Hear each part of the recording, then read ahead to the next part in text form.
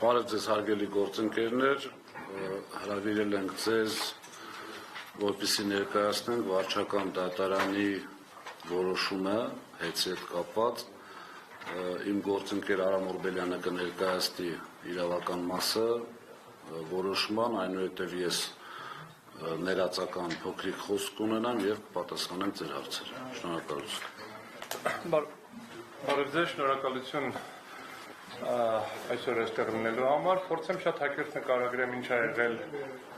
վարչական վարույթում շատ կարճ դատարանում ու եթե հարցեր կլինեն արդեն ավելի առարկայական պատասխանենք, ըստ էության եւ վարչական վարույթի լսումները եւ դատական գործընթացը համարյա ամբողջությամբ ուղիղ եթերով բավականին շատ ԶԼՄ-ներով տարածվել է։ Վարչական դատարանում բողոքարկել ենք ՀԾԿՀ որոշումը, որով որոշվել էր հետի լիցենզիայի ձեռքել, բաշխի ցանցերի լիցենզիայի ձեռքել, համապատասխանաբար, եթե հիշեցման կարգով, 7 հատ կետ էր դրված լիցենզիայի ձեռքելու համար, սա մեկ Ամերիկայում կեսկատակ ասում են 2 հատ սմահ են տվել, 3 հատ չգիտեմ ինչ, ՀԾԿՀ-ն որոշել էր 7 առանձին հիմքերով ձեռքել լիցենզիայից։ Դատարանում քննարկել ենք բոլոր 7-ը, ընդ որում 6-ը առանձին հիմքեր են, 7-րդը 8 կետից բաղկացած հիմք է։ Եվ դատական նիստերը բավականին ինտենսիվ են եղել եւ վերջին դատական նիստը ավարտվել է առավոտյան ժամը 3:20-ից, այսինքն ամբողջ գիշեր վերջին նիստը 13 ժամ ա տևել, ընդ որում դրա նախորդ օրը շաբաթ կիրակի ունեցել ենք նիստ եւ նիստերի ժամանակ հնարավորություն ենք ունեցել քննարկել ապացույցները։ Ովքեր դիտել են դատական նիստերը կտեսնեին, որ Այն հիմնական փուլը, դատաքննությունը, որտեղ ապացույցների հետազոտում պետք է տեղի ունենա եւ ակնկալվում էր, որ հանրային ծառայությունները կարգավորող հանձնաժողովը պետք է շատ հստակասի այս խախտումը հաստատվում է այս ապացույցով, դրան պատրաստ չէր եւ ամեն անգամ ամեն հարցի քննարկելուց բավականին երկար ապացույցներն էին նայում, փորձում էին ասեն, որ փաստաթուղթը որի հետ համադրենք Եվ արդյունքում ակնհայտ էր, որ հանգամանքները չեն հաստատվում։ Դες բոլորին տպած վերել եմ դատական ակտի համառոտագիրը, հիմա կբացատրեմ ոնց ենք դա կազմել, ըստ էության դատական ակտը հրապարակային առկա է, ցանկացած մարդ կարող է մտնել ադմինիստրատիվով պոյս տալ, բայց նաև կարճ հղումով տարբերակը առցանց կա, կարող եք այնտեղից ներբեռնել, հղումը կա, մոբիլիով, կարճ անունով։ Դատարանը ինչ եմ արել, ընդամենը գրել եմ խախտումը, արձանագրումը, խախտումը, արձանագրումը, խախտումը, արձանագրումը, այսինքն դատարանը ինչ է արձանագրել։ Սկսեմ ամենավերջին կետից, հետո դատարանը առաջին, երկրորդ, երրորդ կետերը համարել է չհիմնավորված եւ 7-րդ կետը համարել է չհիմնավորված։ Ուժի մեջ է թողել 4-րդ, 5-րդ եւ 6-րդ կետերը, 6-1 կոչվածը, որը առանձին կետ է։ 5-6-ը վերաբերվում են երաշխավորություններին, շատ հակեր դրանք անդրադառնամ, նույն բանի մասին է, եւ 5-ը եւ 6-1-ը վերաբերվում են իմ գործողությանը հետի կողմից ենթադրաբար երաշխավորություններ տրամադրելուն, 4-րդը վերաբերվում է հետի կողմից ՀԾԿՀ-ին տեղեկատվություն տրամադրելու, սխալ կամ ոչ ամբողջական տեղեկատվություն տրամադրելու։ Հիշեցման կարգով, առաջին կետով արձանագրել էին ՀԾԿՀ-ում, որ ԲՀ համակարգը, այսինքն այն համակարգը, որ 30 րոպե կտրվածքով տեղեկատվություն պետք է պահի, ընդ որում եթե կհիշեք բավականին շատ քննարկում եղավ տեղեկատվությունը ամբողջությամբ կորվել, ոչ ամբողջությամբ կորել, այդտեղ եթե ճիշտ եմ հիշում, կների մի մասը պարզաբանեցին, հետո մի հատ էլ պարզաբանեցին, փաստը այն էր, որ արձանագրել են, որ կորել է։ Մենք եւ նիստի ժամանակ հանձնաժողովում եւ դատարանում ասում ենք դա տես չէ, որ նայեցի չկա։ Դա ենթադրում է որոշակի փորձագիտական process, պետք է պարզել կորել է, չի կորել, ինչի է կորել, ինչի չենք տեսնում։ Եթե կհիշեք նիստի ժամանակ ՀԾԿՀ-ում ասեցին, դե մենք երեկոյան նորից բացեցինք, նայեցինք, չեն գտել այդ տվյալները, ուրեմն այդ տվյալները կորել են։ Ընդ որում դրանից պատմեցին շատ դրամատիկ, որ մեր բոլորի մասին տեղեկությունները մի կոճակի սեղմումով մի գիշերում անհետացել են անվերադարձ, դա գրված է ակտի մեջ, անվերադարձ, որ դա հնարավոր չի վերականգնել, Դատարանի կողմից արձանագրել է, որ հետևաբար դատարանը գալիս է այն եզրահանգման, որ որոշման առաջին կետով արձանագրված իրավախախտումը ապացուցված չէ բավարար եւ պատշաճ ապացույցներով։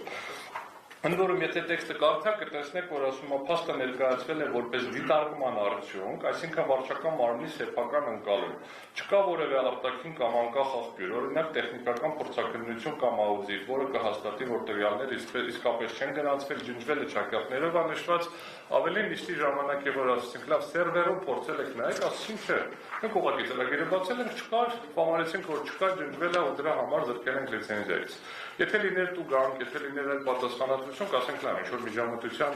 ավելի մեծ տարբերակ, բայց կրկնում եմ, չպարզելով զրկվել է լիցենզիայից։ Երկրորդ կետը դա ամենաքաղաքականապես շատ շրջող կետն է, որ մտել են բոլորի գրպանները, հավելագրումների մասին էր խոսքը գնում, բազմաթիվ միլիոնավոր բաժանորդների մասին էր խոսքը գնում, երբ որ հեծը ընդհանուր առմամբ ունի 1,80,000 բաժանորդ, այսինքն 1 միլիոն կարանք ասենք, միլիոնավոր ամեն դեպքում չի կարող լինի, բայց այդ ձևակերպումներով, տենց հրապարակումներ եղան, հետո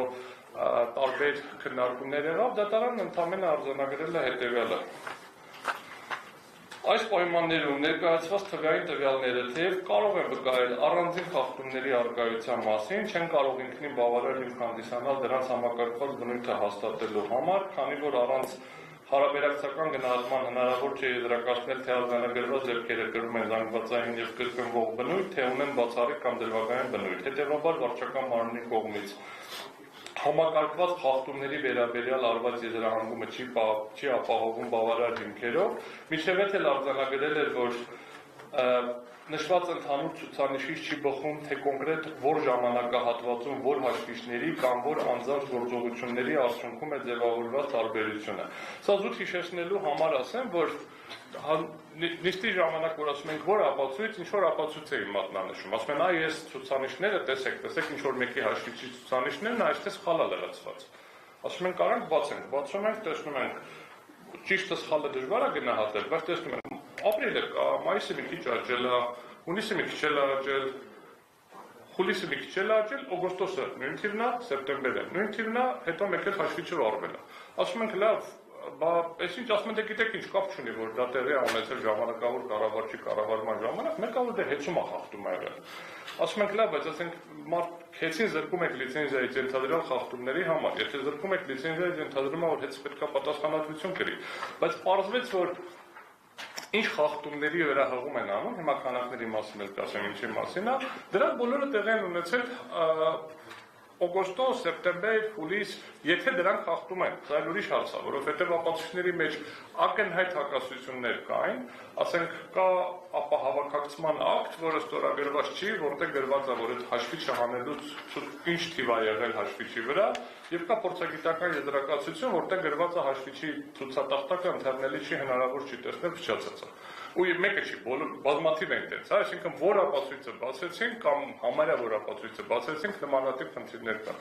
Ամբողջ դատական նիստի ընթացքում ես երևի մի հատ գործով էր, որ ինչ-որ հնարավոր շեղում կար, այլ մինչև վերջ պարզ չէր ինչ էր, որովհետև որը բացեցինք, ցույց տվեցինք, խնդիր կար, որը բացեցինք, ցույց տվեցինք, խնդիր կար, իսկ ՀՑԿ-ի արգումենտը հետևյալն է, դե մեզ համար կարևոր չի ով է կառավարում, քանի որ հիմա ՀՑԿ-ն ես ստուգում եմ հեծին, հիմա շատ էլ որ ժամանակավոր կառավարիչն է, այդ խախտումները ես վերագրում եմ հեծին ու դրա հիմքով զրկում եմ, բայց ակնհայտ է, որ դատարանը այդ մոտեցման հետ չի համաձայնվել եւ ինչն է շատ կարեւոր, որ շատ հստակ արձանագրել է, որ հանձնում ընդունում չի եղել։ Հիմա գործընկերս պարոն Վազինին դրան ավելի մանրամասն կանդրադառնա։ Երրորդը վերաբերվում էր նոր սպառողների սպառման համակարգերի էլեկտրական ցանցի միացման գործընթացում թույլ են տվել միացման ժամանակների խախտումներ մեծածավալ եւ բազմակի դեպքերով։ Ներողություն, նախորդ կետում նաեւ վերաբերվում էր նաեւ թերգերանցումներ, այն արևային կայանների թերգերանցումները ելի նույն վիճակում էր, որտեղ որ բացում ենք ամսաթիվ ենք փորձում նայենք, եթե ինչ որ անոմալիա կար, դրանց խախտում լինել չլինելն է շատ բարդ համարել, դրանք բոլորը վերաբերվում էին օգոստոս-սեպտեմբեր ամիսներին։ Ավելին թվերի հետ ակնհայտ մանիպուլյացիաներ կար։ Ասենք գրած է 130 բաժանորդի մոտ գտել են խախտում։ Դատարանը ասում են կարանք ճշտենք, որ 130, ասում են դե 130-ից ստուգել ենք 3-ի մոտ կար։ Ասում ենք լավ է, խախտումը 3-ի մոտ, ասում այո, այդ որ ասել ենք 130, իրականում 130 չի, 3-ն է։ Ուղղակի 130, Չէ, նախորդ կետին նման դրած կն ասում ենք ուզում եմ դա էլ ցույց տամ, որ թվերի մանիպուլյացիաների հարցեր կա։ Ասում եմ 130 մի դրվագն եմ բերում։ Սևան քաղաքում 130 բաժանորդի մոտ գտել ենք այսքան կիլովատ ժամի խախտում, 4 թիվ ա գրած։ Ասում ենք լավ, կարանք ճշտենք որոնք են, ասում այս ապացույցները, ասում ենք այստեղ 3 ա։ Ասում հա դե 130-ի որ ստուգել են 3-ի մոտ են գտել խախտում։ Ասում ենք լավ, բերեք մի տեսու չի։ Ասում ենք 3-ը կարանք մի հատ ճշտենք ինչա, կա բանը, փորձաքննությունը։ Փորձաքննությունը գրված է թղթում, անհնար է իրականացնել։ Ես չեմ կարող ճշտել սխալի ցուցիչը, բայց նրան ինչ-որ թվեր ա գրած։ Ասում ենք այս թվերը որտեղից ա։ Մենք էլեկտրոնային թղթերն ենք տեսել դատական համակարգում, մենք միշտ ունենք սկաներ, ասում հայտ մատիտով գրվածները փաշտի մի արեք։ Ասում ենք, բայց դատարանում ապացույցի մասին ենք խոսում, ինչ-որ մեկը մատիտով ինչ-որ բան ա գրել։ Պարզվում ա, որ դիմել են ինչ-որ արտադրող կազմակերպությունը ինչ-որ թվեր ա տվել, այդ թվերը ֆիքսել են։ Ու այդ թվերով էլ հակասություն չի առաջանում, եթե այդ թվերը ընդունենք ամբողջությամբ ճիշտ, վերաբերվում է կրկին օգոստոս-սեպտեմբեր ամիսներին կամ հուլիս-օգոստոս ամիսներին։ Հիմա ինչ վերաբերվում է միացումներին։ Միացումների ժամկետների հետ կապված կրկին արձանագրվում է, որ այդ տեսեք միացումների ժամկետների հետ կապված կա լրջագույն խնդիրներ, ասում ենք լավ կլինի ապացույցներ, որովհետև այնպես պնդումը լավ է, բայց ապացույցներ, որովհետև ինքնին միացման ժամկետների խնդիրը միանշանակ չի, որովհետև տարբեր կարգավորումներ կա, քանի կիլովատից ես միանում, ինչ պատրաստվածության աշճան կա, տարբեր պայմաններով, ասենք ասենք, ժամկետները տարբեր են։ Ստանում ենք պատասխան, որ այս Excel-ի ֆայլն է։ Ասում եմ մի հատ էլ Excel-ի ֆայլ կա, սա մեր աշխատանքային ֆայլն է։ Այդ ես խոսում եմ արդեն գիշերը ժամը 12:30 նիստի ժամանակ, վերջի 1-ի կողմերը։ Հետո երկար մի քիչ ժամ քննարկելուց հետո պարզվում է, որ չէ, երկուսն էլ աշխատանքային ֆայլ չի, այդ երկու ֆայլն էլ ուղարկվել է հեծից, այսինքն հեծից ասելով հասկանում ենք ժամանակավոր կառավարչի կողմից։ Ասում ենք լավ է, աղյուսակը, որ ուղարկվել է, ո՞նց է կազմվել։ Սրա հիմք հանդիսացող փաստաթղթերը կան, չկան, ինչ-որ պարզաբանում կա, որտեղից է վերցրված։ Լավ, սա ինչ-որ պաշտոնական համակարգից ինչ-որ արտահանում ա եղել ուղարկել։ Ասում եմ, չէ, մենք խնդրել ենք ձեռով լրացրել են։ Ասում եմ, մենակ է սա, ուրիշ ապացույց չկա, այսինքն չեք պարզել, ում ենք ուշացրել, որտեղ ենք ուշ միացրել, ինչն ենք ուշ միացրել։ Չէ, ասում եմ, այսքանն է։ Ումա, այսպիսով ընկերության ժամանակավոր կառավարչի գրությամբ տրամադրված փաստաթղթի ուսումնասիրությամբ պարզ է դառնում, որ այն պարունակում է դիմելու ամսաթիվը ներողություն։ Վերևում երկար գրում ասում է, եթե նույնիսկ տեսականորեն ընդունենք, որ դա կարելի է թույլատրելի համարել։ Դիմելու, որ այն պարունակում է դիմելու ամսաթիվ, պայմանագրի ներկայացման ստացման ամսաթիվ, վճարման օր, պատվերի բացման օր եւ այլն։ Հիմա ուշադրություն, բայց չկա որևէ սյունյակ կամ նշում, որը հստակ ասում է, հենց որ ամսաթվից է սկսվել ժամկետի հաշվարկը։ Այսինքն հաշվարկի մեկնակետը արտահայտված չէ որևէ հստակ չափանիշով։ Ավելին դե մի հատ սյունյակ կա վերջնաժամկետ, ասում են, սա ոնց են հաշվել, լավ, կարանք սա իմանանք, ասում են, դե տարբեր է, հաշվել գրել են։ Իսկ հանրային ծառայությունների կարգավորող հանձնաժողովի համապատասխան որոշում է ԵՑԲ կանոնները, որը ասում է ոնց պետք է միանա, մի հատ հոդված ունի։ Ասում է, երբ որ դու դիում ես, մնացած բոլոր ժամկետները կողմ դրած, երբ որ քեզ ասում են մենք պատրաստ ենք միացնել, դու պետք է գրավոր հավաստես, որ դու պատրաստ ես ընդունել, որովհետև ես կաբելը բերեմ հացնեմ ձեր շենք, ու դուք պատրաստ չլինեք, որ ես ինչ-որ բանի միացնեմ, չեմ կարողանալու միացնել, դա վտանգավոր է, չեմ կարող տենց թողնեմ։ Ոնց որ կարգը, ընդհանրապես դա հեծակային ընդունած կարգն է, ասում ենք լավ, սրա հաշվարկով ամսաթիվ ասում չէ, ձեռով են լրացրել։ Նման պայմաններում դատարանը եզրահանգում է, որ տեղեկատվությունը չի պարունակում հաշվարկի հստակ մեթոդաբանություն, ժամկետի հաշվարկի մեկնակետ, հետևաբար որպես ապացույցեն չի ապահովում այն աստիճանի թափանցիկություն եւ ստուգելիություն, որը թույլ կտա այն դիտարկել որպես բավարար եւ պատշաճ ապացույց միացման ժամկետների խախտումների համակարգային բնույթը հաստատելու համար։ Կրկին չի հաստատվել։ Հիմա 3 կետը ասեցի, 4-ը, 5-ը, 6-ը բաստողնեմ, վերջում կանդրադառնամ, արդեն եթե հարցը կլինի դրանք կարճ եմ ասելու եւ վերջին 6-ի 2-ից 6-ի 9 կետերը կոչվածն է։ Դա ոնց որ եթե հիշեցնելու կարգով ունենք 6-ի 1-ից 6-ի 9 կետեր, հանձնաժողովը որոշեց 6-ի 1-ը ոնց որ առանձին հիմք է, լրիվ առանձնացրեց, 6-ի 2-ից 9-ը գումարային մի հատ հիմք է։ Ուղղակի հիշեցման կարգով նկարագրել եմ խախտումը, դատարանի արձանագրումը, դա խախտումը, դատարանի արձանագրումը։ Դատարանը բոլոր կետերով գտել է, որ դրանք հիմնավորված չեն։ Ընդ որում, այդ 8 կետից 3-ով ասում է կարող է ինչ-որ թերացումներ, եթե օբյեկտիվորեն լինել, դրանք չեն կարող համակարգային լինել, դրանք չեն կարող այնպեսին լինել, որ լիցենզիայի խախտում լինի, բայց եթե նույնիսկ մի կետը չլիներ, քանի որ դրանք համակցության մեջ որպես մի խախտում էին դիտել, միևնույնն է դա պետք է չդիտարկվեր։ Դա վերաբերվում է այնպիսի խախտումներին, ինչպիսին ուռճացված նախահաշիվներ են կազմել, դա վերաբերվում է գնումների գործընթացում ձևական մրցակցության եւ շուկայի ոչ լիարժեք ուսումնասիրություն։ Օրինակ սրա մասով ինչ արձանագրում է արել դատարանը։ Դատարանը գտնում է, որ նման հանգամանքը ինքնին վկայում է մրցակցային գործընթացի առկայության եւ դրա արդյունավետության մասին եւ հակասում է վարչակամարմնյան եզրահանգմանը, թե ընկերությունը համակարգված կերպով ձեռք է բերել ապրանքներ շուկայականից բարձր գներով։ Այսինքն վերլուծություններով ուղղակի հակառակն է ապացուցել, կրկնել է, որ չի ապացուցվում։ Ուրեմն ընկերության աշխատակիցներ եւ տեխնիկան օգտագործվել են կապալառու ընկերությունների կարիքների համար պնդում արել, ընդ որում դրա հիմքում դրվել է մի քանի բացատրություն ճակատավոր ասած վկաների, որոնց խնդրեցինք ինչպես դատարանում միջև այդ էլ ՀՑԿ-ում հարցակնենք, լավ, մենք չհարցակնենք, ՀՑԿ-ին ասենք կլինի, կանչել դուք հարցակնեք։ Այդ մարդկանց տեսեք, հարցակնենք, որովհետև ինչ որ թուղթ է եկել, պարզ չի որտեղից ինչ հանգամանքներում, այսինքն Ռոմանոս Պետրոսյանի հանձնարարությամբ կատարվել է հարցակնություն եւ այլն։ Այսինքն չհարցակնվեց, դատարանը գտել է, որ դրանով որևէ ձև չի ապացուցվում պոտենցիալ խախտումը։ Արձանագրվեց մի շարք, ասեցի առանձին չգնամ, ըստ էության մի հատ կետով մեղադրանք էր առաջադրվել նրա համար, որ կապալառու կազմակերպությունը չի վերանորոգում հաշվիչները, պարտավոր էր վերանորոգել, ասենք, բայց մեկ տեղեկություններով այդտեղ գումարային խնդիր կա, առնվազն նյութերից մենք դա ենք տեսնում։ Պարզվեց, որ հա, Ռոմանոս Պետրոսյանը հանձնարարել է չվճարեն, որ հանձնարարել է չվճարել, նրանք էլ որոշել են չկատարեն իրենց աշխատանքները, հետո պայմանավորվել է, որ կվճարի, աշխատանքները կկատարվի, բայց այստեղ չգիտեմ ինչի ՀՑԿ-ն գտնում է, որ մեղավորը կրկին հեծնական նախկին մենեջմենտն է։ Երեք կետ, որը մնացել են ուժի մեջ, մեկը վերաբերվում է երաշխավորություններին եւ մեկը վերաբերվում է սխալ տեղեկատվությանը։ Ինչն է շատ կարևոր։ Սխալ տեղեկատվությունը ամենավերջին քննարկված կետն է։ Այսինքն քննարկել ենք գիշերը երեքներս, երեք կողմերն են քննարկել։ Եթե բացեք որոշումը կարդալ, կտեսնեք, որ այս 4-րդ կետի հիմնավորումները շատ կարճ են, ընդհանրական են, ինչ-որ հղումներ չկա, ի տարբերություն մնացած բոլոր կետերում, որտեղ մանրակրկիտ ուսումնասիրում են։ Ընդ որում, երբ որ մենք դիտարկում ենք 4-րդ կետը, ինքնին ՀՑԿ-ն 3 հիմքեր իրարից անկախ դրել։ Ասել էր, այ միացումների ժամանակների հետ կապված եք սխալ տեղեկատվություն տվել, սխալ տեղեկատվություն եք տվել ներդրումային ծրագրերի մասին եւ երրորդ կետը սխալ տեղեկատվություն եք տվել անջատումների տևողությունների մասին։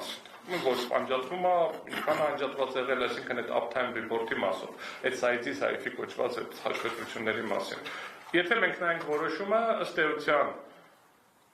միացումների ժամկետները հերկվում են, որովհետև դա նաև երրորդ կետն էր, երրորդ կետով ինքնին հերկվում է, բայց եթե մենք նայում ենք ու հիմնական վերլուծությունը գնում է ներդրումային ծրագրերին։ Մի հատ հանգամանքի վրա անդրադառնամ ու շատ հակիրճ երաշխավորություններ, հետո արդեն մնացածին ուղղակի պատասխանեմ հարցերին։ Ուրեմն 21 թվականի վերանորոգման մասով եղել է մոնիտորինգ, որտեղ ասել են ներկթափվել է։ 21 թվականի վերանորոգման աշխատանքներ են եղել, վերանորոգ մաշինարարության ասել են ներկթափվել է։ Մոնիտորինգ ա եղել։ Մոնիտորինգին չի մասնակցել համապատասխան հեծի կորպորատիվ մարմինների կողմից նշանակված անձը, կոպիտ ասած նախկին մենեջմենթի ներկայացուցիչը։ Մասնակցել է ժամանակավոր կառավարիչը, որ հնարավորություն չունի, ինչ գրել եք, ճիշտ է գրել, իմ կարծիքով լիցենզիաից պետք է զրկեք, նո, իմ կարծիքով չի ասել, դրել է առարկություններ չունեմ։ Երբ որ փորձում ենք հասկանալ, երբ որ մենք բացատրություններ ենք տալիս, ասում ենք, այս շենքը շահագործման հանձնված է, այս շենքը վերանորոգված է, ներկթափվել է, կկանչենք այդ երաշխիքային ժամանակահատվածում կներկեն։ Ընդ որում չգիտենք թափվել է, չի թափվել, որովհետև մենք տեսնում ենք այդ հաշվետվությունները։ Հիմա ասում են, այ տրանսֆորմատորային կայանը գրել եք շահագործման հանձնված, եկանք ստուգեցինք, տեսանք շահագործման հանձնված չի։ Ասում ենք, բայց շահագործման հանձնված է, հեսա շահագործման ակտ է։ Ասում են, չէ, բայց այնտեղ տրանսֆորմատորներից մեկը միացրած չէր։ Միացրած չէր ինդիկատիվ չուներ, կրծրած չէր, ամեն ինչ կա, ուղղակի հոսանքի միացրած չի։ Ասում ենք, հա, միացրած կարա չլինի, որովհետև տրանսֆորմատորային կայաններում, ենթակայաններում կարա միշտ լինի 1 կամ 2 պաուստային կարողություն, որ ավելացնենք։ Ավելին, եթե մենք խոսում ենք նոր